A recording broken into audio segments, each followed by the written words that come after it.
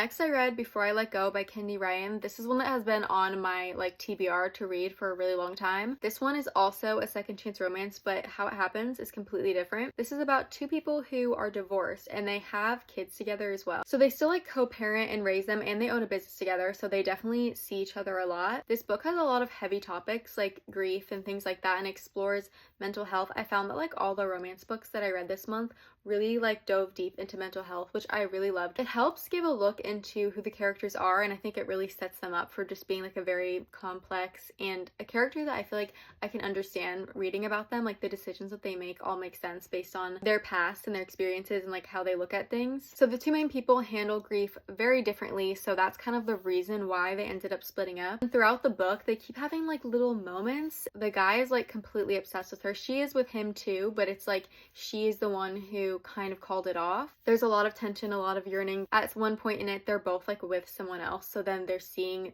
them with like someone else. I really love that one. I gave it a 4.5, and it makes me want to read the other ones in that series. There are 3 of them, and I think that's all there's gonna be. I read The Great Alone by Kristen Hanna. This one was really different from the other 2 Kristen Hanna books that I read because it's like doesn't have war in it. It has like a little bit of the aftermath of the Vietnam War because her dad in the book, like the main character Lenny's dad, is a Vietnam War veteran. Lenny is a 13-year-old girl, and that's whose perspective we're in, and her parents move her and themselves to Alaska. Mainly her dad decides that. A lot goes down in Alaska. They were not prepared for it at all because it is just like a completely different way of life. There's a lot of ways that they had to adjust and learn and just like be able to survive in Alaska. There is a romance in this that I seriously think about like so often. I thought it was just really interesting being in Lenny's head as she grows up, just her thoughts on her home life and what's happening, because in Alaska it's a very tight-knit community where they live. Kristen Hanna's storytelling is really captivating. For that reason, it just flew by, and I gave it 5 stars. It was so good. I love this book.